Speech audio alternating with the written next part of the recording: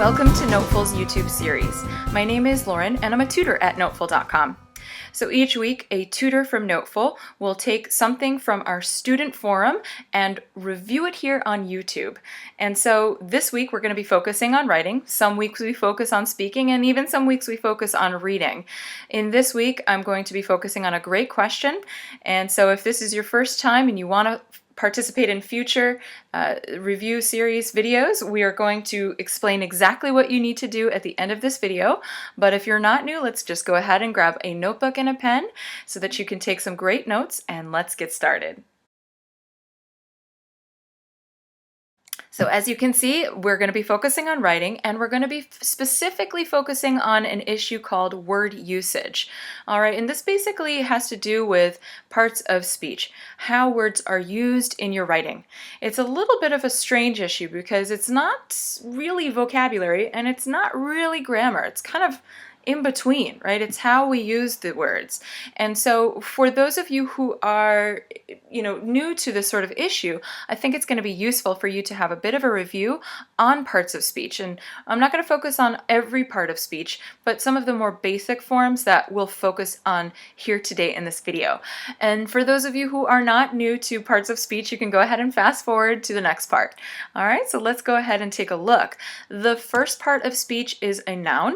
This is something super essential to an English sentence. It basically just means the name of a person, place, or thing, but it also can mean an idea, an action, or a way of being. Some of you may be confused a little bit because some of you may think, well, an action is a verb, but there are some verbs that can be turned into nouns, right? And that is, in the case, an action, right? And we call that a gerund. So we'll focus on one of those today if you are confused about that. I know it's a little bit technical. Next, we're going to be focusing on verbs, right? This is also very essential, and it basically just describes what you're doing, right? How you are, how you feel, that sort of thing. Next, we're going to be focusing on adjectives, and pretty simple, it just basically is a word that describes a noun or describes something, right? And finally, we have adverbs, right, which describes a verb and how or when something occurs, okay? So again, there are more parts of speech in English, but we won't be featuring them too heavily here today. So I hope this was helpful for you. Let's go ahead now and take a look at the question that was featured on our forum this week. So we have task 2, do you prefer to spend time with a small group of friends or a large group of friends? A really simple question. For those of you who have taken the TOEFL before, I'm sure many of you out there would be really glad to find this kind of question on your TOEFL. But the problem is, even if we are familiar with this question type and the content that we would talk about, and even if we're familiar with NoteFull structures and formats and word count and all of those little mechanical issues with writing essays, remember that something like word usage can still be plaguing your work. And when I say plaguing your work, I mean kind of harming it like a disease, right? So we want to be very careful about something like this. Now we're going to be featuring 2 essays today. I'm going to show you some examples of how word usage is bringing down the student score, and I'm also going to score it so you get a sense, okay? So let's go ahead and take a look at the first one. This is our student essay number 1, and I'm only featuring a portion of it here in our video. So if you want to take a look at the full essay, please click the link above.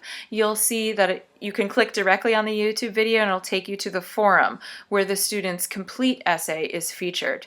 So for this essay, we're going to be focusing on 2 elements of word usage which were inaccurately used.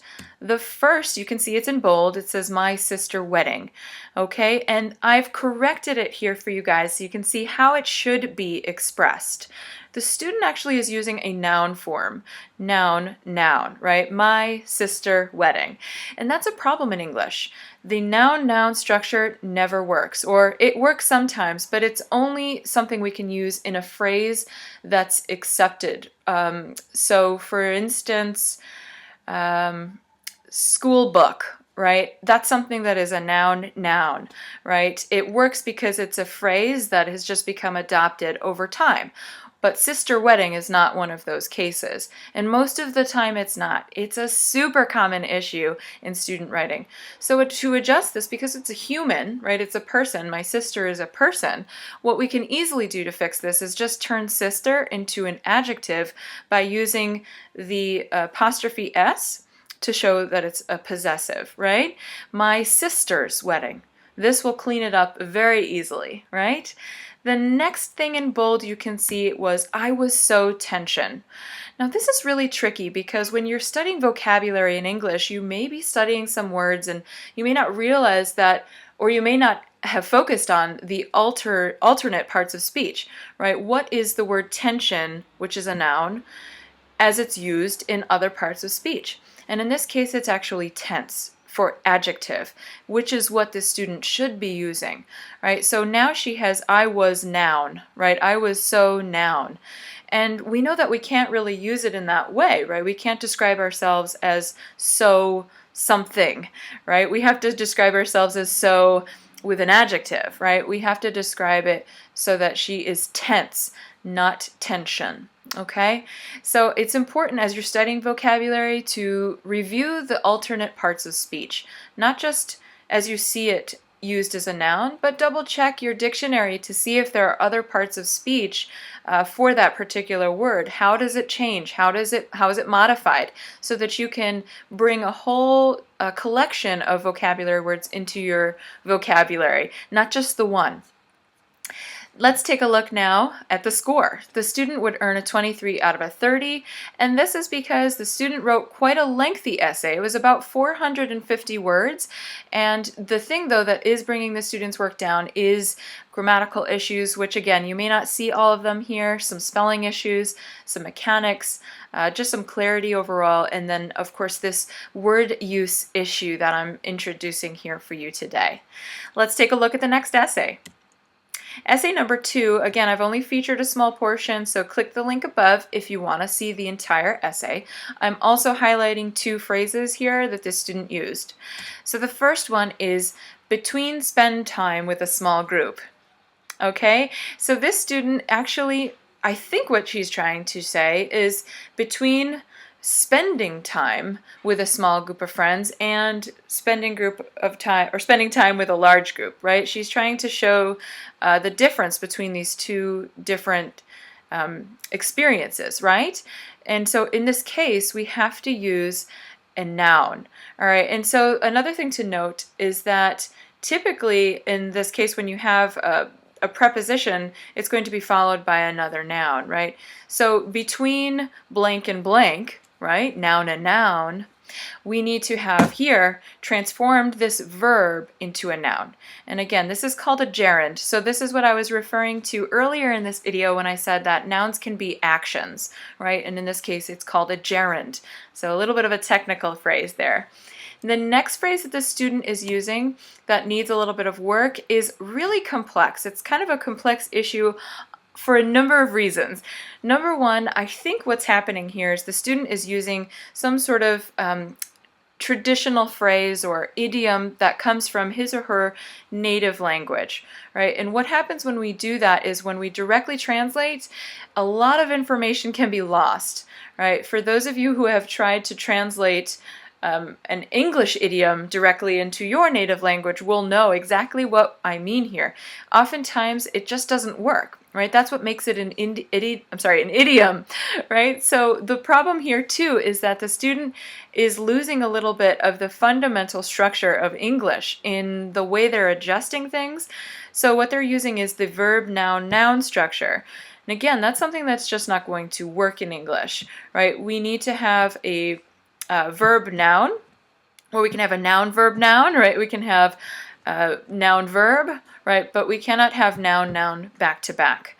And another issue, if we look at the entire sentence, it says if you have more friends than, right? We're comparing two ideas, more friends than the number of something, right? So the problem here is that the student doesn't tell us what the something is immediately. The number of something, right? And so the student just goes straight into verb. And what we need to do again is we need to use a noun there. Remember that I told you after a preposition, we usually require a noun. So in this case, we have to say the number of fingers, right? Because that's actually what we're counting too. And now, so the next thing you'll see I've done is instead of saying the number of fingers have hand, you can do that. You can say the number of fingers you have on your hand. That's a little bit too lengthy. We can just really reduce it down by using a preposition phrase, and we're going to tack that onto the end by saying on your hand. Okay? So preposition, pronoun, noun. In that case would work. All right? So I know that that's very complex, and it's a little bit more grammatical than it is word usage, right, and part of speech, but it's kind of a combination issue. So if this is something that you see in your work where you have noun, noun, or you're misusing verbs when you should be using gerunds, or you're using adjectives when you should be using the noun form, remember this is going to be a really crucial video for you to study so that you can go ahead and write essays with a more attentive eye on this issue. Now, just to return to the student's work, I would give this student a 21 out of 30, and this is because the student's essay was much shorter.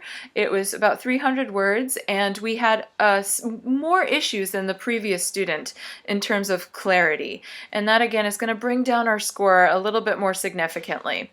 Okay, so let's take a look now how we can participate in next week's video.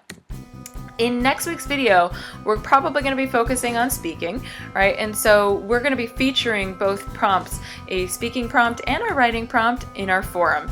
And if you'd like to participate, you can click on the link below. It's not in the video, but in the description box below this video. All right, so go ahead and click it. If you're not a member, sign up. It's free. You can go ahead and do that anytime, and go ahead and take a look and see what's featured there. Participate, work under TOEFL conditions, and submit your work. And you may be next week's lucky student. So we wish you the best of luck, and we hope to review your work soon. Bye-bye.